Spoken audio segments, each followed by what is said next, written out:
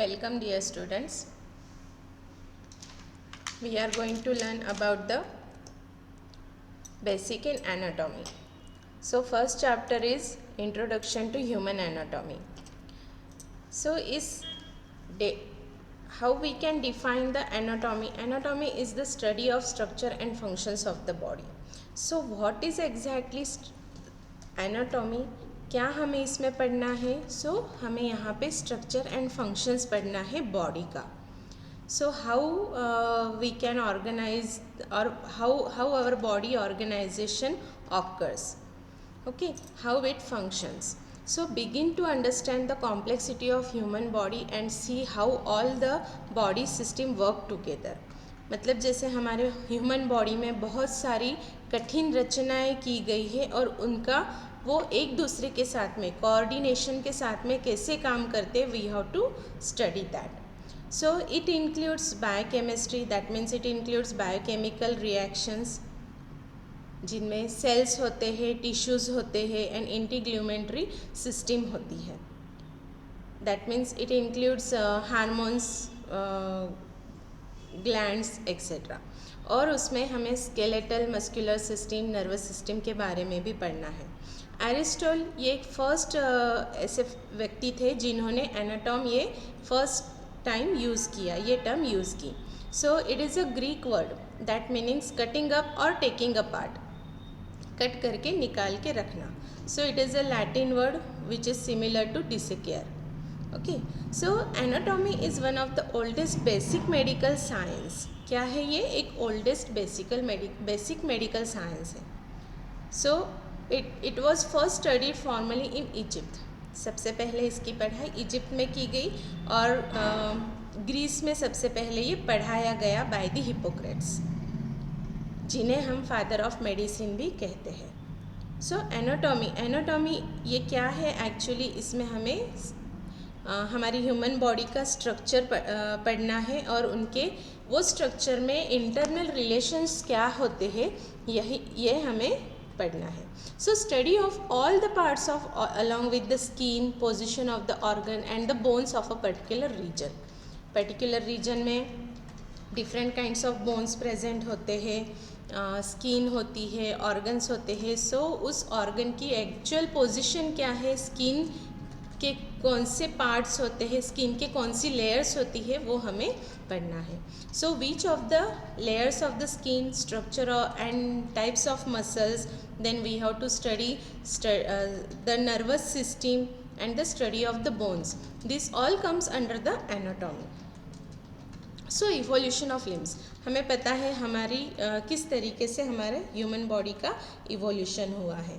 सबसे पहले हम लोग मछली से सारे फिशेस के फिन्स में से सब 4 लिम्स प्रोवाइड हुए, प्रोटेक्ट हुए. उसके बाद में बहुत सारे मतलब हमारे पूर्वजों से हम लोग इवोल्यूशन हमारा हुआ है. ओके, उसके बाद में हमें structures constituting the human body. So different kinds of animal body is made up of various of elements.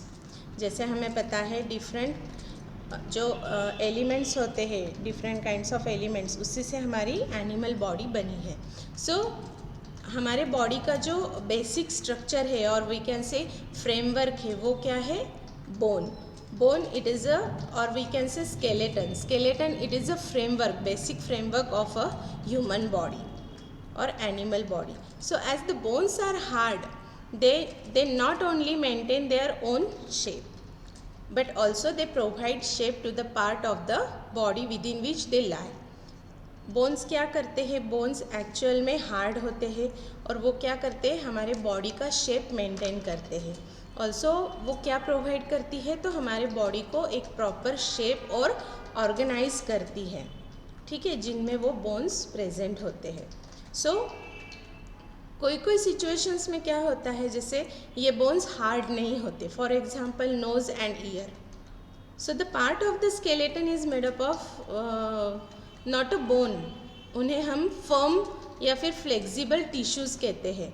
And that flexible tissues, जिससे ये फ्लेक्सिबल पार्ट बनते हैं जैसे नोज़ और ईयर, उन्हें कार्टिलेज कहा जाता है, राइट. सो बोन्स मीट, जहाँ पे ये बोन्स मिलते हैं, एक दूसरे से जॉइंट होते हैं, उन्हें वहाँ हमारे बॉडी के डिफरेंट मूवमेंट्स अलाउड करते हैं, वो परफॉर्म होते हैं।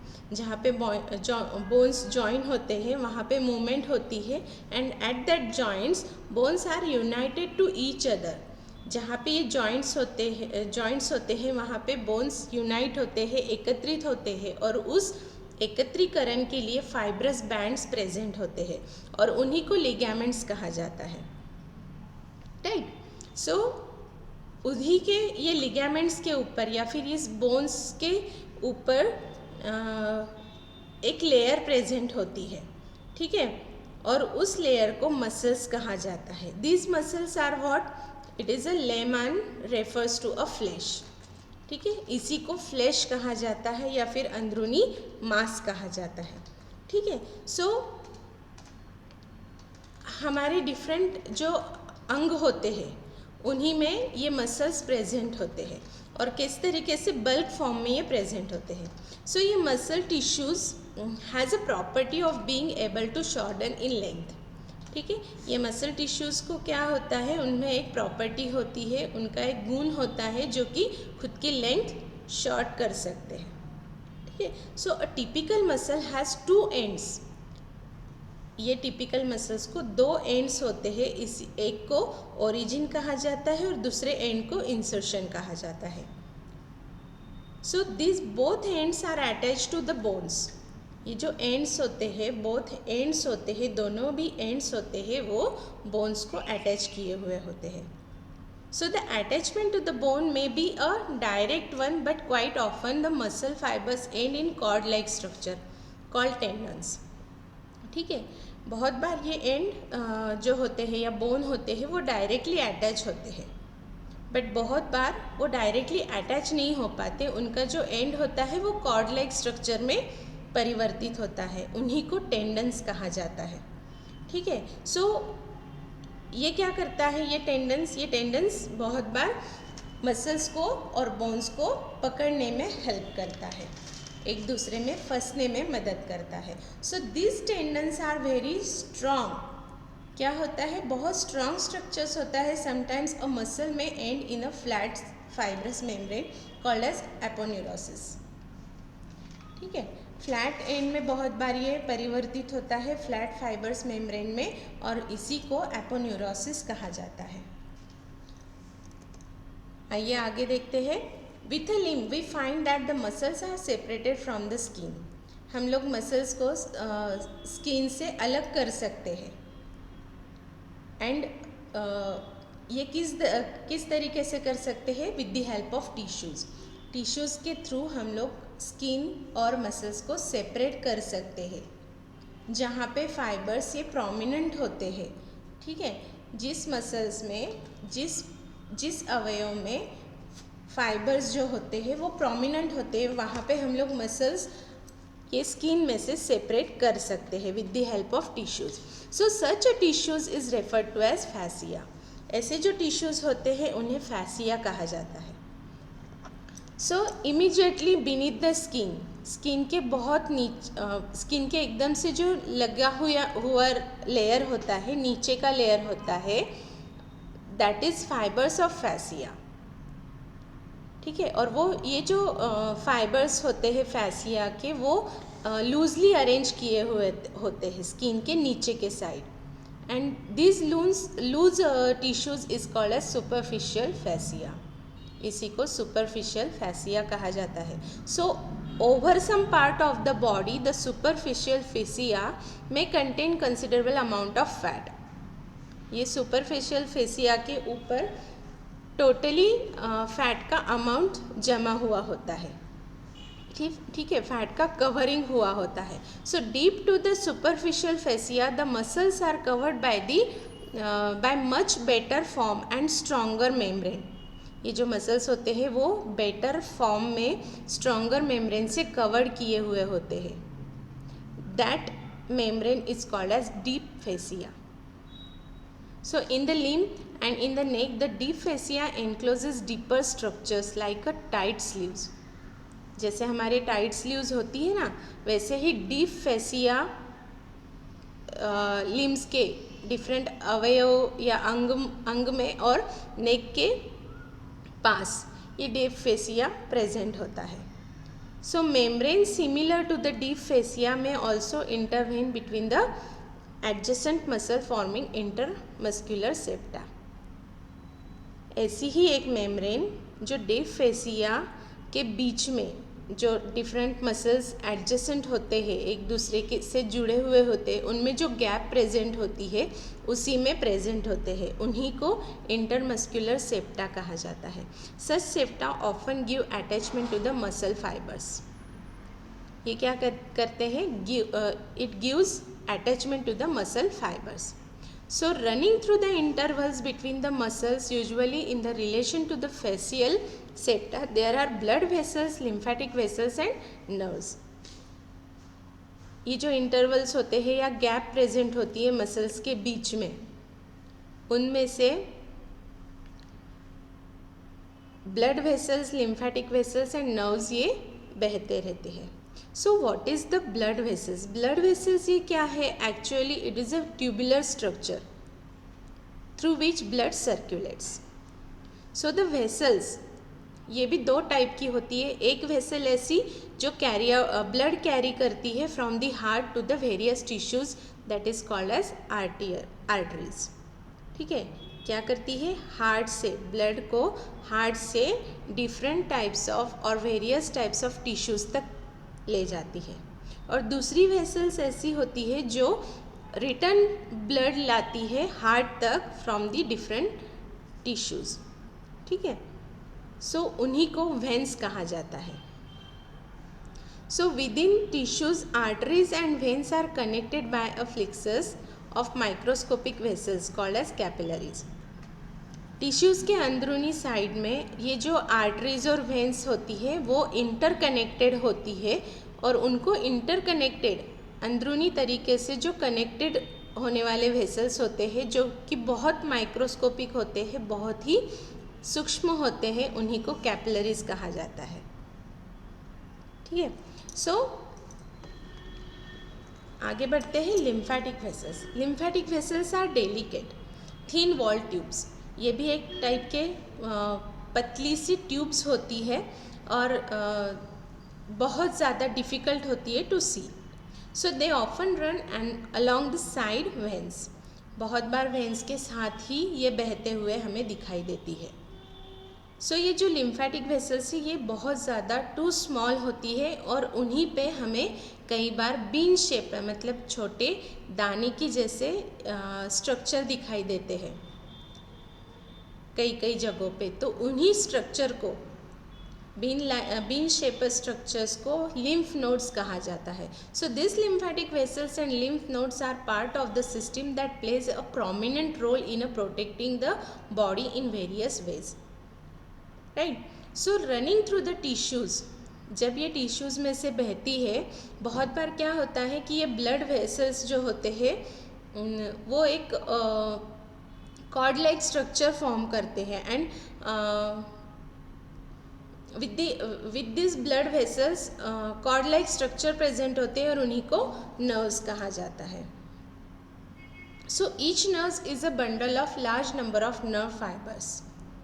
ये जो नर्व्स होते हैं उनका एक बंडल क्रिएट होता है एंड वो लार्ज नंबर ऑफ बंडल्स जो मतलब large number of nerve fibres एकत्रित होकर एक बंडल फॉर्म करते हैं. ठीक है. So each nerve fibres is a process arising from the nerve cells. कहाँ से प्रोसेस होती है, कहाँ से आती है? ये सारी नर्व फाइबर्स नर्व सेल से होकर आती है या फिर हम उन्हें न्यूरॉन्स भी कहते हैं. So most nerve cells are located in the brain and in a spinal cord. So nerves transmit impulses from the brain and the spinal cord to various tissues. ठीक है. So बहुत सारे टिश्यूज़ तक spinal cord से लेके brain से लेके तो वेरियस टिश्यूज़ तक ये नर्व्स फैली हुई रहती है. नर्व्स इम्पल्सेस प्रोवाइड करती है. ठीक है. Impulses means what? It means signal. So they also carry information from the tissues to the brain. ये जो नर्व्स होती है वो इंफॉर्मेशन भी कैरी करती है from the tissues to brain, and again brain provides information. So impulses passing through the nerves are responsible for contraction of muscles and for secretion of by the glands. Sensation like touch, pain, sight and hearing are all dependent on the nerve impulses traveling through the nerve fibers. जैसे हमारा touch, pain, sight, hearing, seeing, this is all the sensations, और वो कहाँ से हमें पता चलता है, तो ये सारे नर्व्स जो होते हैं वो इम्पल्सेस कलेक्ट करके ब्रेन तक पहुँचाती है, and we can get an information through a brains. So bones, muscles, blood vessels, nerves etc. that are to be seen in all parts of the body.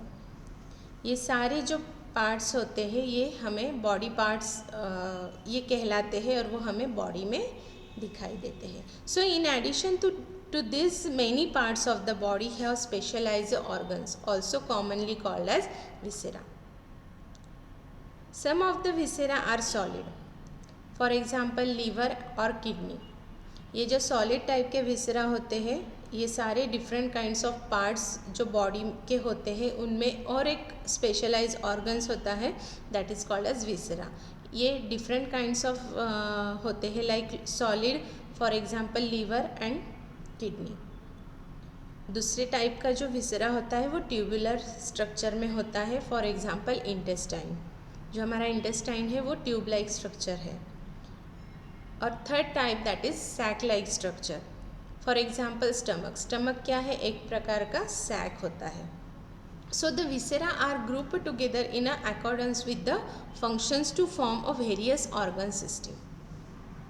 Okay, जैसे ये different kinds of viscera है, वैसे ही बहुत सारे viscera या फिर different kinds of organs वो एकत्रित होके कोऑर्डिनेशन में फंक्शन परफॉर्म करते हैं. So that function which occurs coordinately that is called as organ system. For example of the organ systems are respiratory system. This respiratory system responsible for providing the body with the oxygen provide करती है. Then second system है alimentary system, और we can say digestive system. ये जो digestive system है वो responsible होती है absorption of food and digestion, food का डाइजेशन होने में मदद करती है. Then urinary system. This urinary system responsible for removal of waste products from the body through urine. Okay, उसके बाद में genital system which contains organs concern with the reproduction किस चीज़ का, तो ऑफस्प्रिंग्स. ठीक है, same kind of offsprings reproduce with the help of this genetical system. So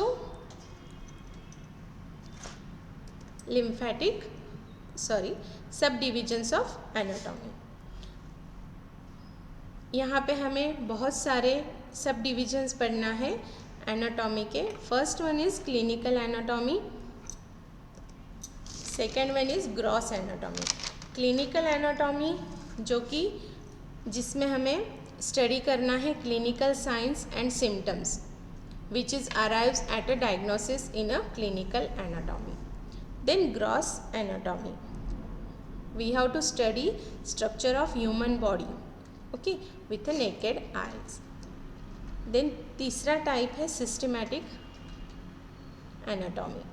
in this we have to study of the body system, for example digestive system, nervous system, जो भी हम लोगों ने डिफरेंट काइंड्स ऑफ सिस्टम देखे हैं, life processes देखी है, उसके बारे में हमें इसमें पढ़ना है. उसके बाद में regional anatomy. We have to study of definitive part of the body, the various parts of the region of the body, for example head, neck, abdomen, pelvis, back, extremities, upper and lower limbs. So उसके बाद में next one is functional anatomy. So in this functional anatomy we have to study the anatomy which provides correlation between the structure and functions of various organs. Then developmental anatomy, study of prenatal and postnatal developmental changes of the human body. Then histology and cytology, we have to study of structure of organs, tissues and cells of greater details with the help of microscope. Then surface anatomy, surface anatomy में जो different kinds of projections होते हैं internally body parts में internal projections होते हैं जो कि external surface पे जॉइंट होते हैं, कॉरस्पॉन्ड्स होते हैं, उनके बारे में हमें पढ़ना है. ये हमें क्लिनिकल कोरिलेशंस जो होते हैं with normal and abnormal anatomy उसके बारे में पढ़ने में या जानकारी लेने में हेल्प करते हैं. Then clinical anatomy. Clinical anatomy we have to study medicine and other related professions. Then comparative anatomy. Comparative anatomy we have to study of structural variations between the other animals and human beings. So now let's start about the organization of human body. हमें पता है किस तरीके से human body का organization हुआ है. सबसे पहले तो atom, it is the smallest structure. बहुत सारे एटम्स मिलकर मॉलिक्यूल्स बनते हैं, बहुत सारे मॉलिक्यूल्स बनकर मैक्रोमॉलिक्यूल्स बनते हैं. मैक्रोमॉलिक्यूल्स बहुत सारे एकत्रित होके एक छोटा ऑर्गेनिल बनता है. जो ऑर्गेनिल, बहुत सारे ऑर्गेनिल्स एकत्रित होके सेल बनता है. सेल के अंदर का एक ऑर्गेनिल ही होता है, वो ऑर्गेनिल एकत्रित होके सेल बनता है और बहुत सारे सेल्स एकत्रित होके टिश्यूज़ बनते हैं. And when all so many kinds of tissues मिलकर ऑर्गन बनता है. ऑर्गन्स, बहुत सारे ऑर्गन्स मिलकर ऑर्गन सिस्टम बनता है. जैसे यहाँ आप लोग देख सकते हो liver, pancreas, stomach, organ system बनता है. ऑर्गन सिस्टम से होल ह्यूमन बॉडी बनती है, that is organisms. So this is the organisation of the human body. So atom combines together form molecules combines together form organelles. So many organelles combines together form cell. It is the smallest living things. Then so many cells combines together form tissues. बहुत सारे tissues मिलकर organs बनते हैं. Organs, बहुत सारे organs एकत्रित होके organ system बनता है. एंड देन ऑर्गन सिस्टम एकत्रित होके कोऑर्डिनेशन में काम कर ऑर्गेनिजम्स बनता है. सो आगे देखते हैं हम लोग डिफरेंट काइंड्स ऑफ सिस्टम्स कौन से हैं. First one is the digestive system.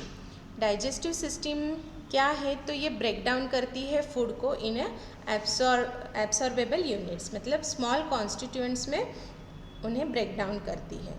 सो हमें डाइजेस्ट करने में इजी जाता है. So indigestible foodstuffs second function है डाइजेस्टिव सिस्टम का. इनडाइजेस्टेबल फूडस्टफ्स जो होते हैं, अनवांटेड फूडस्टफ्स, वो एलिमिनेट करते हैं from the faeces. Then second system है that is respiratory system. Respiratory system that includes trachea, bronchi, bronchioles and alveoli. Detail में हम लोग ये सारे सिस्टम्स वन बाय वन पढ़ने वाले हैं. Then third one is the cardiovascular system. Cardiovascular system blood vessels transport blood को transport करती है. It carries oxygen and carbon dioxide. It also carries nutrients and waste. In this cardiovascular system, heart pumps blood through the blood vessels. इसके बाद में venous system. इस venous system में हम लोग veins के different kinds of veins कहाँ whole body में वेन्स प्रेजेंट होती है, कहाँ से कहाँ जाने वाली होती है, वो हम लोग डिटेल में पढ़ने वाले हैं। Then arterial system. Arterial system में हम लोग डिफरेंट काइंड्स ऑफ आर्टरीज जो कि ब्लड हार्ट से लेके पूरे टिश्यूज़ तक प्रोवाइड होता है, लेकर जाया जाता है, उसके बारे में हम लोग पढ़ने वाले हैं।